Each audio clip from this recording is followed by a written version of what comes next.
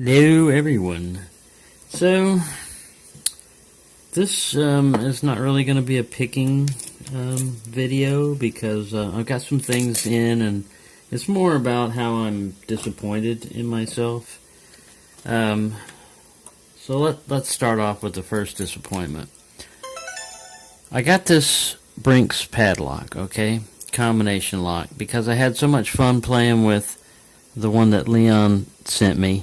You know, I visually decoded that one. I thought, well, that's cool, man. Even if I can't see the gates on this one, I've got a decoder thing, you know, a feeler gauge. You can take a small enough feeler gauge and shape it up. Or, you know, I had that one from that one set. But the thing about this Brinks one is there are no gates on the outside. There are gates on the inside if you go through this thing here. So the discs basically don't give you nothing to decode basically from the outside. I tried the shackle pull method. I'm not really good at that. But anyways, I finally gave up and went on YouTube and looked at, you know, just try to see how people get out of this. And they talk about how you line up, you take a bobby pin basically. And here again, you know, I had 2 or 3 bobby pins lying around. I can't find any of them. I finally found one. I dropped it the other day. I can't find it, and I tore the chair up. You know, so it's kind of disappointed in myself. But what I did with this one was, it comes set at 0, right? So the thing was set at 0, and I open and close it. Yeah, that's pretty cool. And I look at it, and I'm pretty confident in myself. You know, that I can decode, you know, this other combination lock just by looking at it. I should be able to get through this one no problem. You know, it's a nice little brass one, no problem, right? So I have the code set to 0. I turn the shackle around, I jumble the combination without looking at it, close it back up, and then proceed to try to decode it. And that's when I found out that there are no, you know, gates on here for you to decode, and you have to basically go through the shackle area with a bobby pin. And I didn't have a bobby pin. I'm a single male, you know, I don't have any kids or females in my life, so but I had acquired some bobby pins because my buddy has a girlfriend, and she had some lying around and gave me some, but I lost those. So anyways, that's another disappointment, is not being able to get into this thing. But I did, you know, I got the bobby pin and I put it in there and I lined it up, you know, and I tried it plus or minus 1 number even and everything.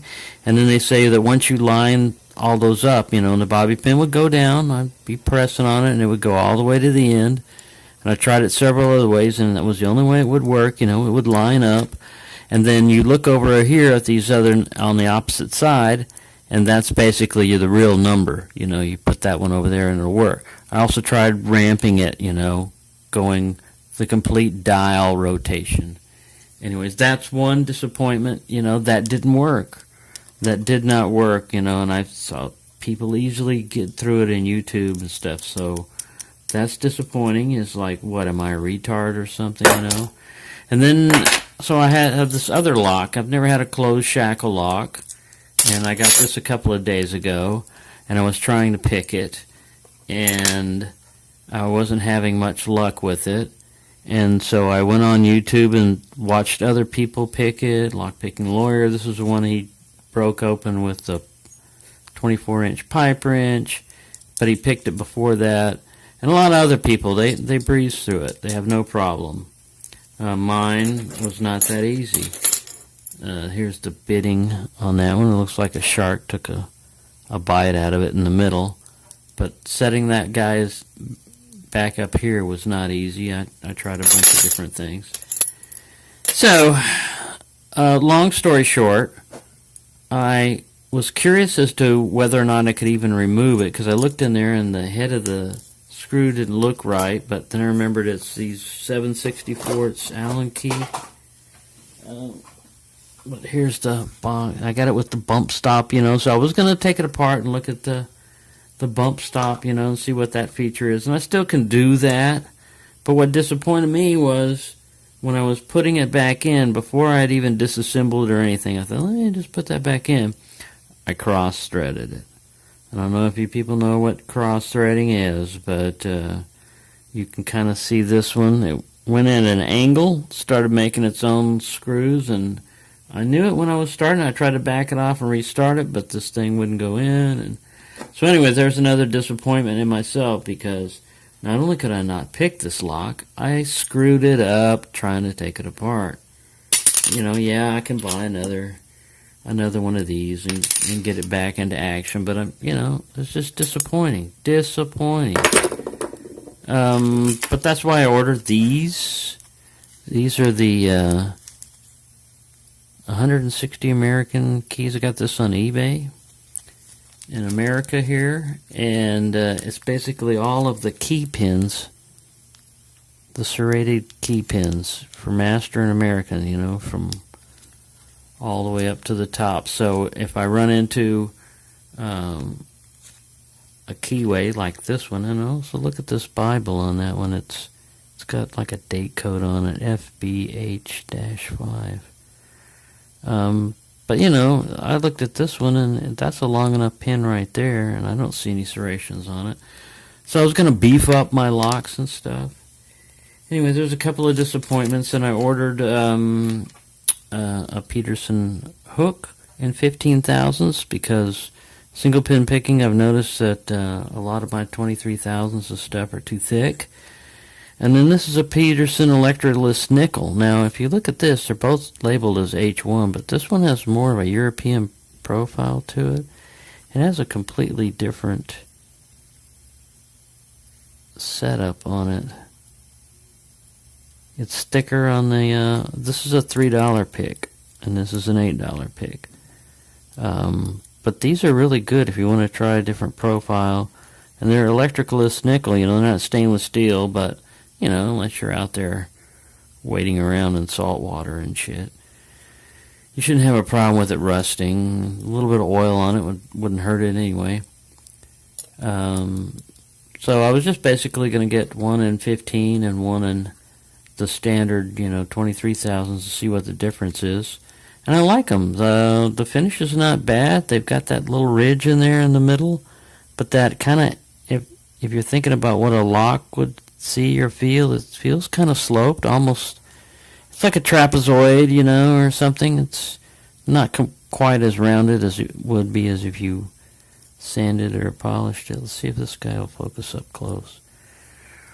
Get up here, focus, will you? Yes, it will. If you touch the screen just right. See that little ridge right there? That's the same on this one, although it's not as noticeable. I'm blinding out the light or something over here. I don't know why that's acting odd, but I haven't sanded these or anything. I was using that, and I got a Peterson heavy pry bar, although I ran into a lock where I also need a smaller one, the pry bar light. But look at this little chunk right there. I can take him off, but it's just kind of noticeable, you know. You pay $10 or something. I haven't touched, you know, I haven't messed with this other than this is the way it came. And it feels like a lightweight, kind of a lightweight material. I don't know. It feels weird. Anyways, that's pretty good. It's got the little teeth on it. Get back up here. Focus yourself. There you go. See, it's got the little serrations, which are cool on both ends. Top and bottom. Yeah, that's pretty cool. So, almost 10 minutes of boring you with my disappointment in myself. Mainly what I'm upset at, and when I got these comb picks in, I haven't tried them out yet. I think the biggest problem is getting them to fit past the warding of any key.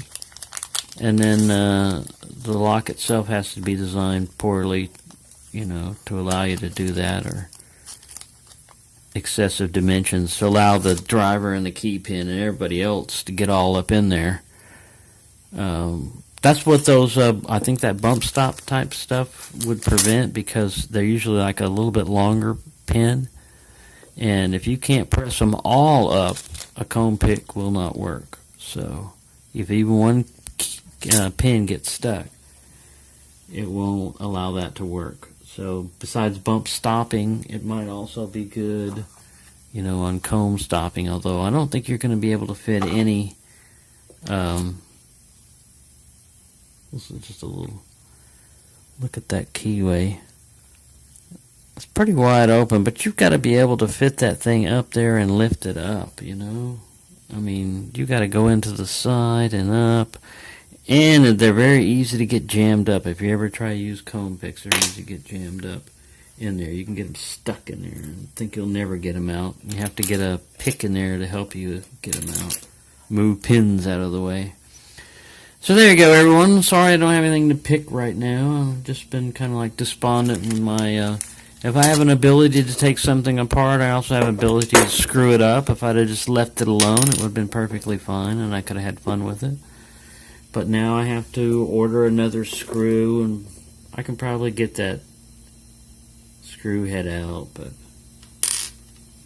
maybe I can find another screw somewhere. Just disappointing. I'm disappointed with myself. But, I was even using like tripwire to try to decode that Brinks lock, so it wasn't strong enough, but I was using it like a probe to kind of feel or gauge it in there. Kill this miserable little flea. Let me zoom in on him. See that? My cat's been dead for like, I don't know, it's October 1st she died, but see a little bastard? He's dead now. He was biting me. They're still jumping on me. They're still around. I'm going to try the old trick of a lamp aimed at a dish full of water with soap in it, soapy water, and you leave that on and they're attracted to the light, much like this light right here would, do if I just had a soap dish down here. The suckers would think a warm body, and ping, they'd bounce off the light and land in the bowl, and the water wouldn't allow them to swim because the soap in there would make them sink. So there you go. There's your little flea story and disappointment all in one. I hope everyone's having a good time, and my words of encouragement to anyone out there that runs through the same thing like I do is don't give up. Things will get better. You can recover from your mistakes. Sometimes that's the only way you learn is to screw things up. But believe me, this is not the first time I have cross-threaded something and knew what I was doing. After like the first or second turn, you know what? I shouldn't be doing this, but it's working. And I had it almost secure. The thing was barely rattling in there when I, decided I could just give it one more turn. I don't know where the head is. I dropped it somewhere. But I broke it off. So there you go. See, your day's not going quite that bad. At least you picked a sufficiently difficult lock or something. I've got a bunch of locks back here I can mess with. So I hope everyone's enjoying themselves, and each one of these locks I screwed up the first time taking them apart because I could take them apart, and the gutting and everything else. Just a big fiasco. Like that one ace, I broke the key in it. I broke the key off. I mean, it was broken off good in there. I had to drill that sucker out. My buddy Steel Pennies is getting that lock. Sending that one to him. So, there you go. I hope everyone's having a good time, like I said, and I'll try not to bore you any further.